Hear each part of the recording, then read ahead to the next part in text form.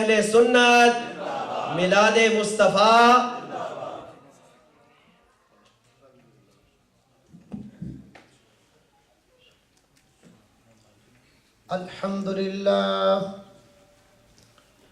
الحمد لله رب العالمين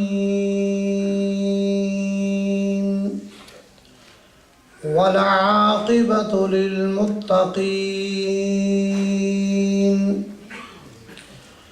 والصلاة والسلام على رسوله محمد صلى الله عليه وسلم وعلى آله وأصحابه أجمعين أما بعد فأعوذ بالله من الشيطان الرجيم بسم الله الرحمن الرحيم وإذ أخذ الله ميثاق النبيين لما آتيتكم من كتاب وحكمة ثم جاءكم رسول مصدق لما معكم لتؤمنن به ولتنصرنه قال أقررتم وأخذتم على ذلكم إصري قالوا أقررنا قال فاشهدوا وأنا معكم من الشاهدين صدق الله العظيم وبلغنا رسوله النبي الكريم إن الله وملائكته يصلون على النبي يا أيها الذين آمنوا صلوا عليه وسلموا تسليما اللهم صل على سيدنا ومولانا محمد وبارك وسلم عليه الصلاة والسلام عليك يا سيدي يا رسول الله وعلى آلك وأصحابك يا سيدي يا حبيب الله حمد و صلاة کے بعد نہایت ہی قابل تکریم معزز علماء کرام استاد العلماء والفضلاء حضرت علامہ مولانا غلام یاسین رضوی صاحب صدر جماعت اہل سنت نارتھ امریکہ محترم و مکرم حضرت علامہ مولانا بشیر احمد صاحب سیالوی عزیزم فاضل نوجوان مولانا مقصود احمد صاحب قادری مفتی اعظم پاکستان حضرت علامہ مولانا مفتی منیب الرحمان صاحب مرکزی چیئرمین رویت ہلال کمیٹی پاکستان میری جماعت کے ممتاز قاری سید صداقت علی دامت برکاتہم العالیہ جناب جلال صاحب اور اصغر علی چشتی صاحب نہایت ہی دور سے تشریف لائے ہوئے چودھری عبدالحمید صاحب اور ان کے رفقا خصوصاً میں محمد ثاقب خان صاحب سجاد پاشا صاحب سجاد بٹ صاحب شفیق احمد قادری صاحب اور وقاص صاحب اور ان جملہ معاونین کا شکریہ ادا کرتا ہوں جنہوں نے آج ہمیں ذکر مصطفیٰ کے لیے بلایا اور کوئی مقصد نہیں کہ یہاں پر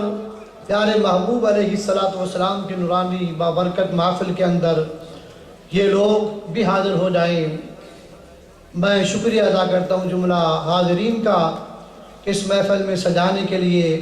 سخن قدم دل میں جنہوں نے بھی حصہ لیا اللہ تعالیٰ اپنی بارگاہ میں قبول و منظور فرمائے خوش نصیب ہے وہ انسان جس کا قدم ذکر مصطفیٰ کرنے کے لیے یا سننے کے لیے اٹھتا ہے اور بڑا ہی اعلیٰ قسمت کا مالک ہے جو پیارے محبوب علیہ السلام کا ذکر پاک کرتا ہے آج ہم دنیا کے اندر اللہ رب العزت نے ہم پر اتنا احسان کیا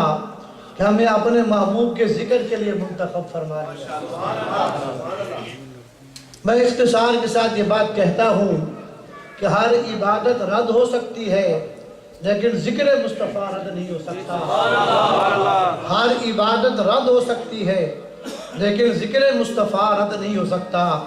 اس لیے کہ محبوبوں کا ذکر رد نہیں کیا جاتا۔ جب فرشتے اللہ کی بارگاہ میں عرض کرتے ہیں یا اللہ فلاں آدمی تیرے محبوب کی ذات پر درود و سلام پڑھ رہا تھا، تیرے محبوب کے معجزات اخلاق کریمہ کا ذکر کر رہا تھا، تو اللہ رب العزت اس کو قبول کر لیتا ہے۔ فرشتے عرض کرتے ہیں وہ تو دکھلاوے کے لیے، ریاکاری کے لیے کام کر رہا تھا، فرمایا کہ ریاکاری کو نکال دو، ذکر تو میرے محبوب کا کر رہا تھا، اور محبوبوں کا ذکر رد نہیں ہوتا۔ اس لیے مختصر آیت کریمہ کا مفہوم بیان کرنے کے بعد آپ سے اجازت چاہوں گا۔ آپ کو معلوم ہے کہ آج مخدوم اہل سنت، پیر طریقت، رہبر شریعت حضرت صاحبزادہ قاضی محمد فضل رسول حیدر رضوی دامت برکاتہم العالیہ، جانشین محدث اعظم پاکستان، آپ کی جلوہ گری ہونے والی ہے، اور مفسر قرآن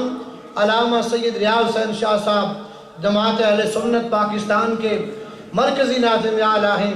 آپ بھی جلوہ گر ہونے والے ہیں۔ تو وقت کیونکہ اختصار کے ساتھ ہے، اس لیے چند ایک معروضات پیش کرنے کے بعد آپ سے اجازت چاہوں گا۔ اللہ جل مجدہ نے اعلان فرمایا وَإِذْ أَخَذَ اللَّهُ مِيثَاقَ النَّبِيِّينَ، اور یاد کرو جب اللہ نے انبیاء کرام سے وعدہ لیا۔ اے محبوب علیہ السلام، وَإِذْ أَخَذَ اللَّهُ، یاد کرو وہ وعدہ جو انبیاء کرام سے اللہ جل مجدہ نے لیا۔ ایک ہوتا ہے وعدہ، ایک ہوتا ہے میثاق۔ وعدے کا لفظ، عہد کا لفظ بھی اللہ نے قرآن کے اندر بیان فرمایا وَأَوْفُوا بِالْعَهْدِ إِنَّ الْعَهْدَ كَانَ مَسْئُولًا۔ عہد کا لفظ بھی خدا نے قرآن کے اندر نازل فرمایا،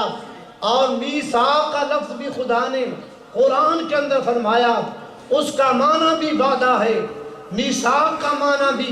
وعدہ کے ہیں، لیکن عربی کے اندر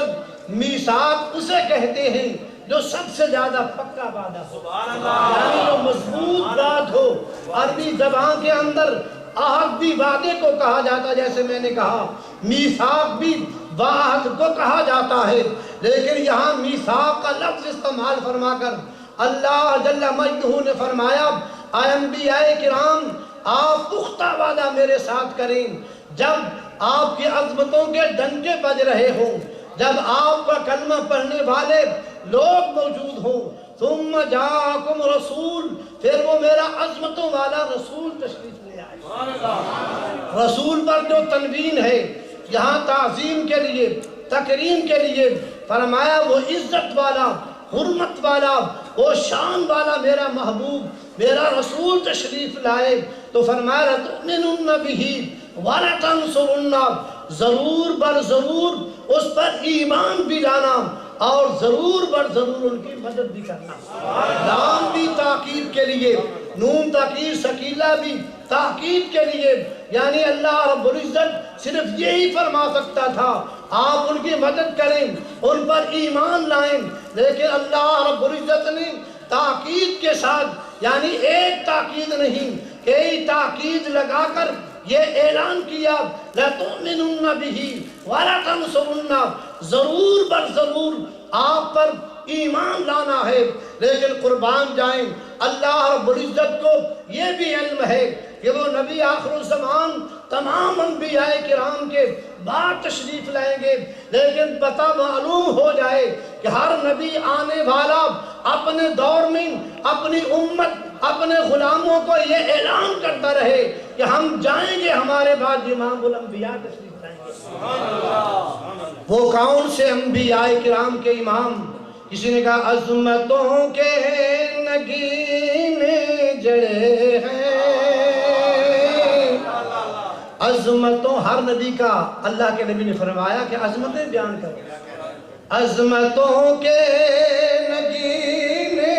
جڑے ہیں، نام نبیوں کے بے شک بڑے ہیں، عظمتوں کے نگین جڑے ہیں، نام نبیوں کے بے شک بڑے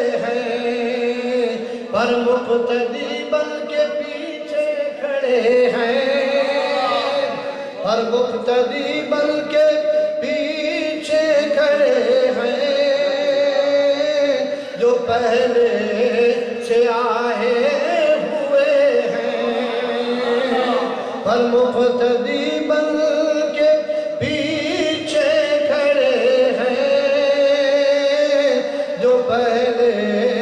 سے آئے ہوئے ہیں۔ وہ انبیاء کرام سے